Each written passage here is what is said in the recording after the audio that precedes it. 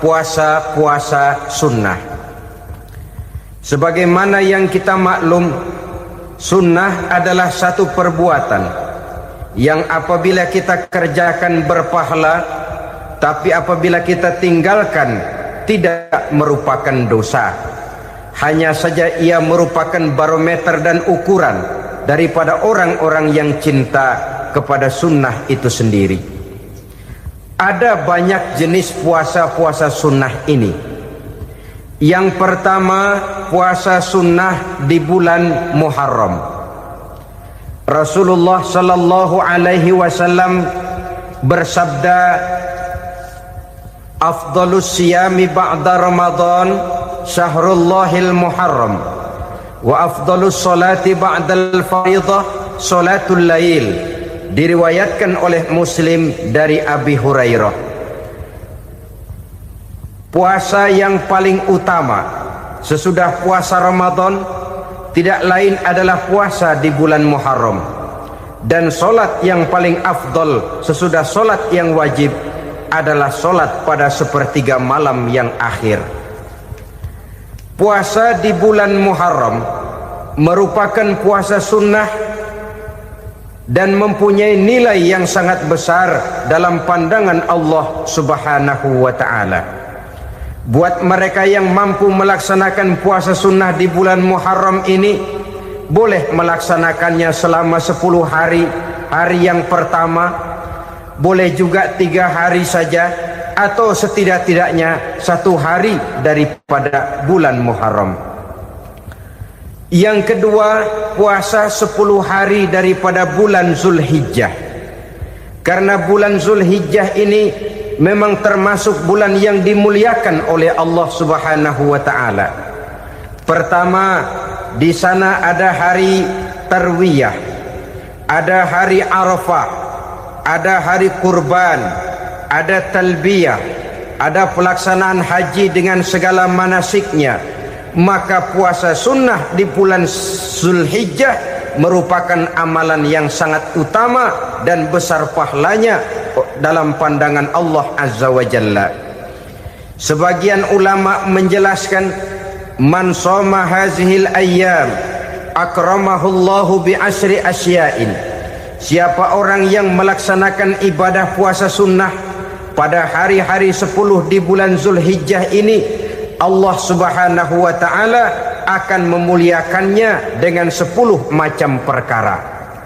Saudara, ini keuntungannya. Yang pertama, orang yang puasa di hari-hari 10 bulan Zulhijjah diberikan al-barakah fi umrihi, diberikan keberkahan pada umurnya. Setiap kita ingin memperoleh umur yang berkah. Umur yang berkah itu yang bagaimana? Apa yang jumlahnya panjang? Mungkin. Tetapi yang jelas, umur yang berkah ini adalah umur yang bisa dipertanggungjawabkan di hadapan Allah Subhanahu wa ta'ala.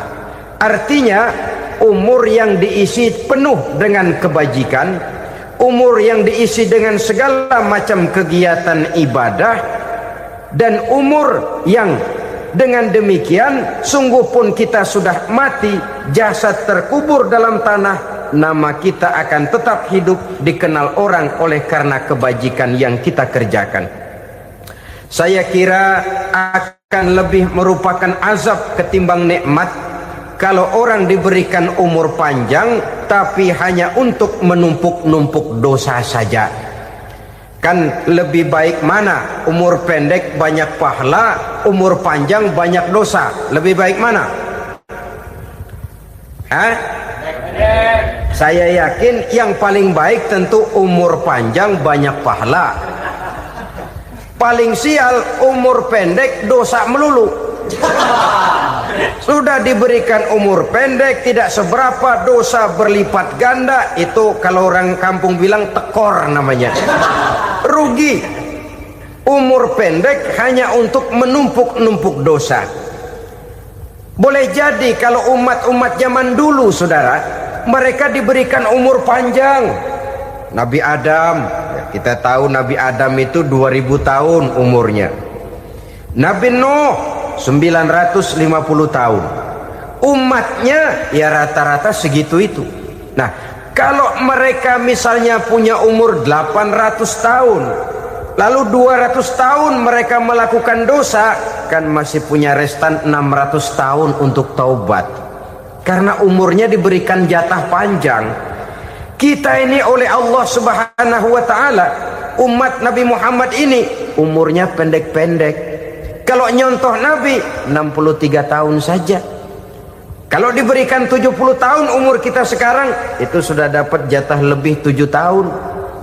Alhamdulillah bahwa Allah memberikan saat-saat, waktu-waktu, tempat-tempat yang punya nilai istimewa, sehingga umur yang pendek ini bisa bernilai panjang, nilai ibadahnya bisa bernilai pahala seperti umat yang berumur panjang dahulu itu.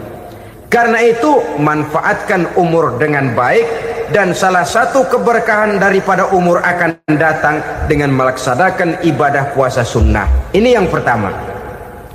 Yang kedua, az-ziyadatu fi malihi, berikan tambahan hartanya, menjadi orang kaya. Kaya apa? Kaya hati setidak-tidaknya.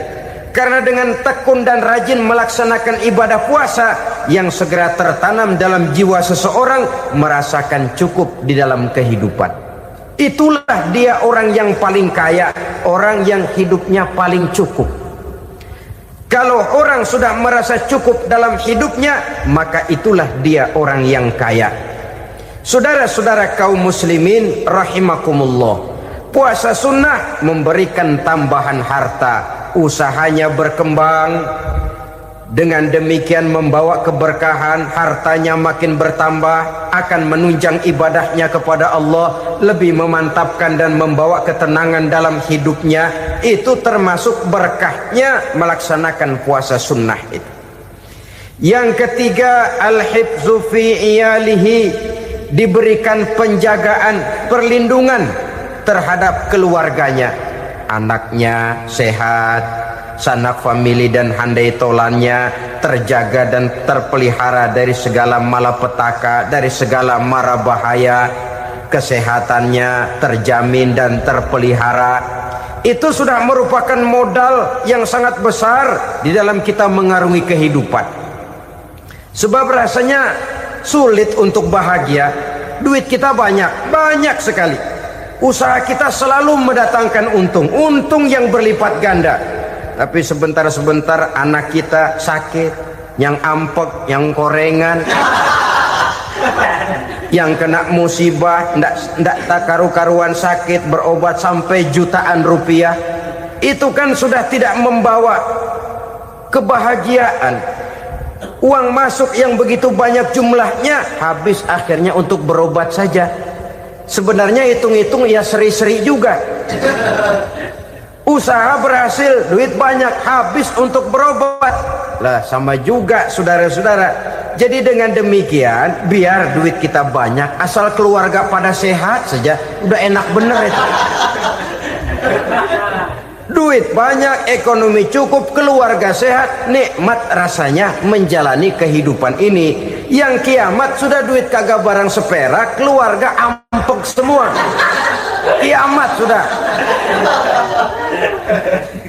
Saudara hadirin yang saya hormati, jadi yang ketiga, Allah memberikan pemeliharaan terhadap keluarganya. Satu kali orang dipelihara Allah, tidak satu kekuatan pun yang bisa mencelakakan. Satu kali orang disengsarakan Allah, tidak satu tenaga pun yang mampu menyelamatkannya. Itulah sebabnya perlindungan Allah, pemeliharaan Allah terhadap diri dan keluarga sangat kita perlukan di dalam kehidupan ini. Dengan melaksanakan ibadah puasa, kita mendekatkan diri kepada Allah. Dengan dekat kepada Allah, maka Allah pun dekat kepada kita. Sehingga dalam hadis qudsi dikatakan, ta'arraf ilallahi firraha ya'rifka fi syiddah. Ingatlah kepada Allah di waktu kamu senang, agar Allah ingat kepada kamu di waktu kamu susah. Yang kita laksanakan kadang-kadang sebaliknya. Waktu susah kita ingat Allah, waktu senang kita lupa Allah. Akhirnya nanti pada waktu kita melarat, kebelangsak, susah dan sebagainya, pertolongan tidak akan datang kepada kita. Benar, ta'araf ilallah firraha ya'rifka fisyiddah. Ingatlah kepada Allah di waktu kamu susah, ingatlah kepada Allah di waktu kamu senang, agar Allah ingat kepadamu di waktu kamu mendapat kesusahan. Umumnya watak manusia memang kalau sudah dapat susah, ingat kepada Allah. Waktu duduk, waktu berbaring, sambil tidur, dalam segala keadaan Allah disebutnya, Allah dimintakan pertolongannya. Tapi dikala dia berada pada posisi di atas angin, merasa senang, bahagia, Allah terlupakan. Saudara-saudara kaum muslimin, itu yang ketiga. Yang keempat, at-takfiru li sayyiatihi. Orang yang melaksanakan puasa sunnah itu diampuni segala dosa dan kesalahan yang telah dilakukannya. Dan yang kelima, at-tad'ifu li hasanatihi, diberikan balasan yang berlipat ganda dari segala kebaikan yang dikerjakannya. 1 berbalas 7, 7 bisa berbalas 10, 10 masih berbalas 100, masih ditambah dengan wallahu yudha'ifu liman yasha. Allah melipat gandakan pahala orang-orang yang dikehendakinya. Maka carilah satu kebaikan yang apabila kita kerjakan, dosa akan dihapus dan nilai pahalanya menjadi berlipat ganda. 1 kali kita bekerja, 2-3 pulau bisa kita raih dan kita jangkau. Yang keenam, orang yang melaksanakan puasa sunnah di bulan Zulhijjah, at-tashil li sakarati mautihi, diberikan kemudahan pada saat menghadapi sakaratul maut. Maut a mysterious problem. Dia adalah pintu yang setiap orang pasti akan memasukinya. Bahwa mati adalah mati, itu semua kita tahu. Tapi hakikat orang pada saat menghadapi mati itu kan berbeda-beda. Ada yang matinya itu gampang sekali, persis orang tidur saja, tidak nampak gelisah, tidak bikin susah yang hidup, tidak gelimpangan di tempat tidur, persis seperti orang mau tidur saja. Ada yang sulit sekali menghadapi sakaratul maut, gelimpangan di tempat tidur, bikin bingung orang yang nunggu. Kadang-kadang seperti kerbau digorok lehernya. Saudara-saudara, sulit menghadapi sakaratul maut. Oleh karena itu Rasulullah sallallahu alaihi wasallam sering beliau itu kalau berdoa membaca Allahumma hawin alayya fi sakaratil maut. Ya Allah, mudahkan saya di dalam menghadapi sakaratul maut. Rasulullah saja, saudara, orang yang ibadahnya paling banyak, orang yang hatinya paling bersih, orang yang akhlaknya paling luhur, masih berdoa semacam ini. Mohon dimudahkan oleh Allah agar mudah menghadapi sakaratul maut. Apalagi kita, terus terang kita ini paling-paling kelas muhtalid, bangsa sama pahala mau sama dosa doyan. Lebih perlu lagi menghadapi sakaratul maut, sehingga apabila malaikat maut datang menjemput nyawa kita, dimudahkan. Jangan dibikin sulit, supaya mudah. Jadilah orang baik-baik.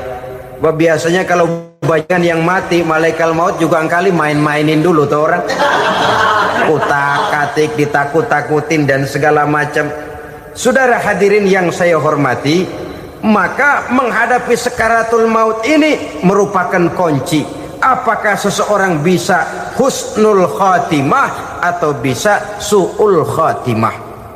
Salah satu jalan untuk memudahkan diri menghadapi sakaratul maut, melaksanakan puasa sunnah di bulan Zulhijjah ini. Yang ketujuh, ad-diya'u li zulumati qabrihi, diberikan terang di alam kuburnya. Kubur, saudara tahu, saudara tentu sering lihat orang dimasukkan ke liang lahat, ditutup dengan papan, dinding ari kata kita di kampung, lalu diuruk lagi dengan tanah. dalamnya liang lahat, gelapnya liang lahat, gelapnya diuruk dengan tanah, gelapnya di dalam kubur, 3 gelap yang menjadi satu. Bapak moyangnya gelap.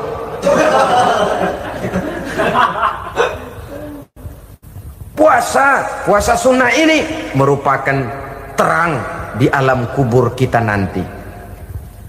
Yang kedelapan, at-tasqil limizanihi, diberikan keringanan pada timbangan di hari akhirat nanti. Bahwa setelah dibangkitkan dari kubur, setiap kita akan menghadapi perhitungan, akan ditimbang segala macam kebaikan dan segala macam kejahatan yang pernah kita lakukan di dalam kehidupan.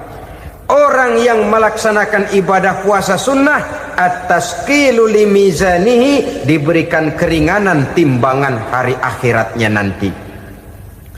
Yang kesembilan, an-najah minal bala, diberikan keselamatan dari segala macam bencana. Dan yang ke-10, as-su'ud ala darajatihi, diberikan ketinggian, naik derajatnya, derajat di dunia, lebih-lebih lagi derajat di akhirat nanti. Ini keutamaan yang diberikan Allah Subhanahu wa ta'ala kepada mereka yang melaksanakan ibadah puasa 10 hari di bulan Zulhijjah, menurut penjelasan sebagian dari para ulama kita. Jadi setelah puasa Muharram ada lagi puasa Zulhijjah. Kemudian puasa sunnah yang ketiga, puasa sunnah pada hari Senin dan hari Kamis. Apa sumber hukumnya? Diriwayatkan oleh Imam Muslim dari Abi Qatadah, Rasulullah Shallallahu Alaihi Wasallam ditanya tentang puasa pada hari Senin. Kenapa Rasul melakukan itu? Beliau menjawab, zalika yaumu wulidtu fihi wa yaumu bu'istu au unzila alayya fihi. Hari Senin itu adalah hari di mana aku dilahirkan dan hari di mana aku dibangkitkan. Wahyu pertama turun kepadaku pun pada hari itu. Maka sunnah melaksanakan puasa pada hari itu. Adapun hari Kamis, ada hadis yang diriwayatkan oleh Imam Turmuzi dari Abi Hurairah, Nabi bersabda, tu'radul a'malu yaumul isnaini wal khamisi fa uhibbu ay yu'rada amali wa ana sha'im. Disetor amal setiap manusia pada hari Senin dan pada hari Kamis. Maka aku ingin, kata Nabi, agar pada saat amalku disetor itu aku sedang puasa. Jadi malaikat itu menurut riwayat ini mencatat dan menyetorkan catatan amalan seseorang pada hari Senin, hari Kamis. Tiap hari Senin amalan kita disetor oleh malaikat. Catatan terakhir tentu yang sedang kita kerjakan, sehingga yang masuk daftar, saya tinggalkan orang ini, dia sedang puasa. Karena naik catatan amalnya pada hari Senin. Kamis diangkat lagi, catatan paling akhir, saya tinggalkan orang ini, dia sedang puasa. Itu makna fa uhibbu ay yu'rada amali wa ana sha'im. Aku senang kalau pada saat amalku disetor, catatan paling akhir aku lagi puasa. Satu keistimewaan. Alangkah celaka tiap amalan disetor kita sedang berbuat jahat. Senin, Kamis, teler, mabok, judi. Tiap amalan disetor, catatan akhirnya saya tinggalkan si fulan lagi teler. Laporan Senin. Kamis laporan lagi, saya tinggalkan si fulan lagi mirit kartu. Saudara hadirin yang saya muliakan, alangkah jeleknya catatan kita. Oleh karena itu sunnah puasa pada hari Senin dan hari Kamis. Ini amalan sunnah, saudara-saudara. Dan oleh karena ini amalan sunnah, sebagian ulama memberikan penjelasan, walaupun lupa niat, kalau sudah malam itu lupa niat, boleh niatnya sudah siang puasa sunnah ini, dengan catatan dari pagi belum makan apa-apa.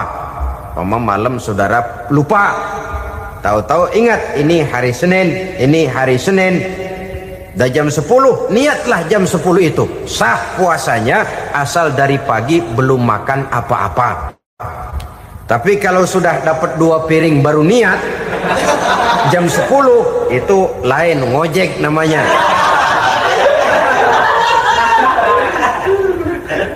Jadi puasa sunnah yang ketiga, puasa pada hari Senin dan hari Kamis. Yang keempat, puasa jenis sunnah yang keempat, puasa 6 hari di bulan Syawal. Diriwayatkan oleh Imam Muslim dari Abi Ayyub bahwa Nabi bersabda, "Man shoma Ramadhana summa atba'ahu sittan min Syawal kana kasyamid dahri." Barang siapa yang berpuasa di bulan Ramadan, kemudian diikutinya dengan 6 hari di bulan Syawal, maka dia seolah-olah seperti orang yang berpuasa 1 abad lamanya. Allahu Akbar. Demikian besar keuntungannya. 6 hari di bulan Syawal sama dengan orang yang berpuasa 1 abad lamanya. Ini fadailul a'mal, saudara-saudara. Jangan diartikan karena menang sudah puasa 6 hari bulan Syawal, Ramadan tahun depannya lantas nggak puasa. Kenapa? Ukurannya sudah 1 abad. Bukan itu pengertiannya. Ini mendorong orang memberikan ganjaran pahala yang sedemikian besar. 6 hari setelah Ramadan, artinya di bulan Syawal. Tidak pada hari pertama Syawal, karena haram hukumnya berpuasa pada hari fitri itu. 6 hari di bulan Syawal. Tinggal lihat yang mampunya saja. Boleh berurutan, boleh tidak berselang-seling, boleh. Asal saja jumlahnya 6 hari selama masih bulan Syawal itu. Hari ini 3 hari lagi, 4 hari lagi, diselang-seling atau berurutan, itu juga lebih baik. Puasa sunnah 6 hari daripada bulan Syawal. Kemudian yang kelima, puasa sunnah 3 hari pada setiap bulan. 3 hari pada setiap bulan. Diriwayatkan oleh Imam Bukhari dan Muslim dari Abi Hurairah. Abi Hurairah bercerita, "Ausani khalili sallallahu alaihi wasallam bisalasin." Kekasih saya Rasulullah berwasiat kepada saya, memesankan benar-benar kepada saya untuk melaksanakan 3 amalan yang terpuji. Pertama, siyamu salasati ayyamin min kulli syahrin. Puasa 3 hari dalam setiap bulan. Ini wasiat yang pertama. 3 hari pada setiap bulan. Tidak peduli bulan apa saja. Dalam artian ya bulan menurut perhitungan Islam ya. Muharram, Safar, Rabiul Awal, Rabiul Tsani, Jumadal Ula, Jumadil Akhir, Rajab, Sya'ban, Ramadan, Syawal, Zulqa'dah, Zulhijjah dan selanjutnya. 3 hari pada setiap bulan. Tanggalnya tanggal berapa saja. Lebih utama pada yang disebut Yaumul Bid, yaitu hari-hari di mana bulan menunjukkan purnama. Tanggal 13, tanggal 14 dan tanggal 15 pada setiap bulannya itu disunahkan melaksanakan puasa. Itu wasiat pertama, puasa 3 hari pada setiap bulan. Wasiat yang kedua, waraqatai duha, melaksanakan sholat duha sekurang-kurangnya 2 rakaat. Itu wasiat yang dipesankan benar kepada saya, kata Abi Hurairah. Pertama, puasa 3 hari pada setiap bulan. Yang kedua, usahakan jangan meninggalkan 2 rakaat minimal daripada sembahyang duha. Kita tahu sembahyang duha itu sembahyang sunnah di waktu pagi seketika matahari naik sepenggalahan. Sekurang-kurangnya 2 rakaat, sebanyak-banyaknya 8 rakaat. Di antara fadilah atau keutamaan daripada sholat duha ini yaitu menyangkut masalah rezeki dan usaha. Kemudian wasiat yang ketiga, wa an utira qabla an anama, beliau sangat berwasiat kepada saya untuk sholat witir sebelum tidur. Artinya sholat malam sebagai amalan sunnah di dalam kehidupan kita. Jadi saudara-saudara, dalam hidup ini kita akan selalu berbentur dengan keperluan. Kalau pada satu saat kita sudah sampai kepada tahap berpikir ini keperluan saya, tentu hal-hal semacam ini akan kita kerjakan. Kita belum tergerak melaksanakan ini semua oleh karena barangkali kita merasa belum memerlukannya. Karena itu marilah kita berusaha di samping melaksanakan puasa yang wajib, juga melaksanakan puasa yang sunnah di dalam kehidupan kita. Ini jenis puasa-puasa yang sunnah. Kemudian yang kedua, ada macam puasa yang disebut puasa nazar. Hukum pelaksanaannya wajib apabila nazarnya sudah terwujud. Puasa nazar, puasa yang dikaitkan dengan suatu persoalan. Umpamanya, kalau saya lulus ujian, saya akan puasa 1 minggu lamanya. Begitu ujiannya ternyata lulus, dia wajib bayar nazarnya. Puasa 7 hari, tidak lagi sunnah tapi wajib karena dia nazarkan. Asal saja tidak sah nazar kepada yang makruh, apalagi kepada yang haram. Umpamanya nazar, kalau tembus 6 nomor mau puasa 3 hari. Itu nazar semacam itu bukan saja tidak sah tapi haram hukumnya. Tidak boleh nazar kepada yang makruh apalagi kepada yang haram.